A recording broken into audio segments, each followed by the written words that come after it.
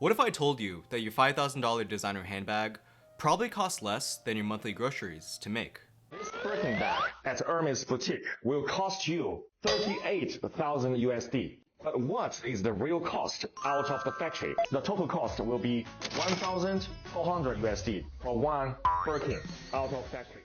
And what if the people that are making these bags, button by button, stitch by stitch, are now pulling back the curtain? That's exactly what's happening right now. Who are the suppliers behind Lululemon? Some of their yoga wears are actually from Xianglong Clothing and Huang Qisheng Clothing. And guess what? Both factories located in Yiwu here. I guess most of you know the price of Lululemon or other big brands. They sell you a legging pants for $100. And guess what? Here in these two factories, you can get them for around $5 to $6. Thanks to the rise of social media like TikTok and some bold Chinese manufacturers, the luxury industry is being exposed from the inside. And the truth? It's shaking the very foundation of what we even think luxury means. Let's get into it.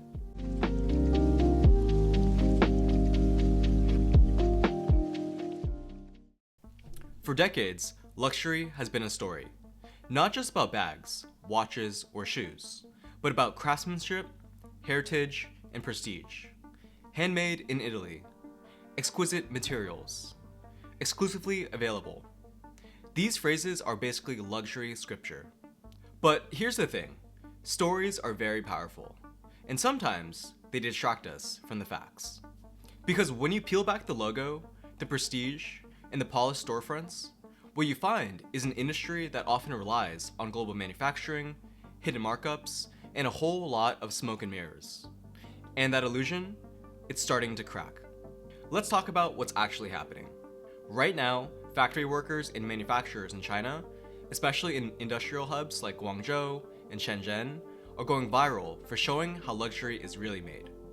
We're talking TikToks showing the same hardware used on dupes and designer bags, videos showing production runs before logos are added, even side-by-side comparisons between real and replica versions made in the same workshop. And these aren't just low-end knockoff factories. These are legitimate OEMs, or original equipment manufacturers, that have been working with these really high-end luxury brands for years under white label deals. So why now?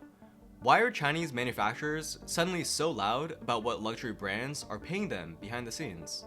It's not just because they're bored or feeling rebellious. There are real business incentives and global politics at play. First off, platforms like TikTok, Guanghoshu, and even LinkedIn have made it ridiculously easy for factory owners to go viral. We're not just talking grainy behind-the-scene clips. These are polished, almost cinematic videos with captions like, "This bag costs $140 to make. We know. We make it." But underneath that surface-level transparency, there's a deeper shift happening. One big reason? Tariffs. When the Trump administration slapped high tariffs on Chinese imports, it didn't just hurt American brand sourcing from China. It hit Chinese factories hard.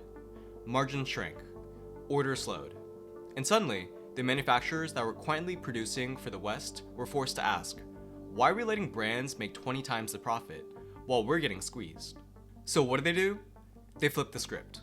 Instead of relying on big Western luxury houses, they started to go direct to consumer.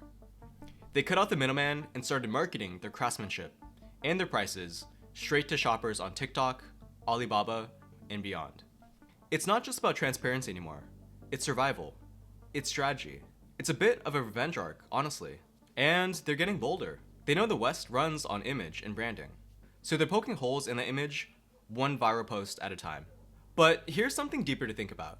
Because this whole trend, these viral videos that are exposing the cost of luxury goods, it's not just some random factory worker going rogue. There's a very real possibility that this is a part of something even bigger. Just think about it. These posts are spreading like wildfire. They're slick, well-produced. They're not just calling out prices, they're chipping away at the entire image of Western luxury. The mystique, the legacy, the idea that a Louis Vuitton or Chanel is somehow inherently worth thousands of dollars because of craftsmanship and heritage. And that's not an accident. The Chinese government has been quietly, and sometimes even publicly, investing what's known as soft power. It's the kind of influence you get not from tanks or trade wars, but from culture. From shaping global opinion, from earning trust, from redefining what's aspirational. And guess what? Luxury is one of the West's greatest soft power exports. These brands aren't just selling handbags, they're selling stories, generational craftsmanship, the romance of Europe, the cool of New York. So what happens when Chinese manufacturers go online and say, "We made the same bag for 5% of the price"? Suddenly, that story collapses. The illusion breaks. And while it might look like a bunch of individual posts, it's likely not just that. Many of these videos come from accounts that only post factory reveals. There are rumors, hard to prove but persistent, that some of these campaigns may be state-influenced, or at the very least, tolerated. Because if you can deflate Western prestige, you make room for your own. And let's be real, China isn't shy about wanting to dominate global fashion, media, and luxury. They know that soft power matters. And targeting the emotional, symbolic value of Western luxury goods, that's playing the long game. Now, let's talk numbers. Because that $5,000 designer tote, here's what manufacturers are saying it actually costs to make. Leather, $45. Hardware, $8. Labor, $60. Shipping and packaging, $25. Total manufacturing cost, $140. That's not a guess. That's what factory owners are openly posting online. And when you zoom out, the markup on luxury goods is wild. Some estimates put it at 10 to 50 times the production costs. Now, to be fair, branding, marketing, retail operations, customer service, they all cost money. But the transparency wave is highlighting just how much of what we pay is for perception. We're paying for status, exclusivity, the idea of luxury, not necessarily better materials or quality craftsmanship. And that raises a huge question.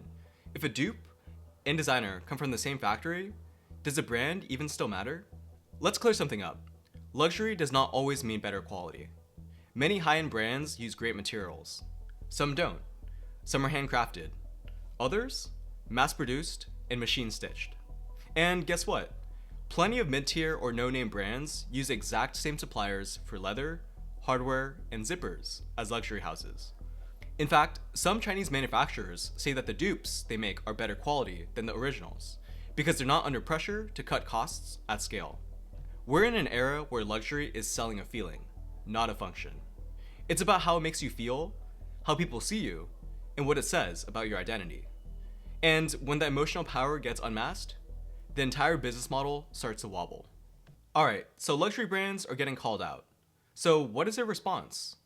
Well, they're definitely not dropping prices, that's for sure. Instead, they're doing a few clever things to reinforce this illusion, to remind people that it isn't just about leather and stitching. First, they're doubling down on exclusivity. Think ultra-limited drops, invite-only shopping events, and those mysterious client-only catalogs you'll never see unless your personal shopper says you're worthy. Second, the rise of quiet luxury. Logos are out. Understated, timeless designs is in. Because nothing says I'm rich like a black plain sweater that costs $1,400. Third, legal muscle. Some brands are tightening contracts with manufacturers, cracking down on leaks, and handing out NDAs like candy. They can't afford more of these factory tell-alls going viral. But the biggest move? They're leaning even harder into the story. Because if the actual materials only cost $140, then what justifies the other $4,860? The answer is everything around the product. The legacy, the heritage, the idea that you're not just buying a bag, you're buying into an identity. And as that illusion comes under fire, the narrative becomes more important than ever. This exposure doesn't mean luxury is dead, but it does mean it is evolving.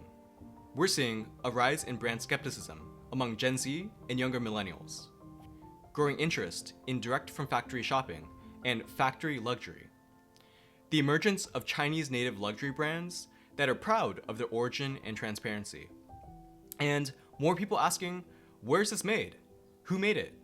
What am I really paying for?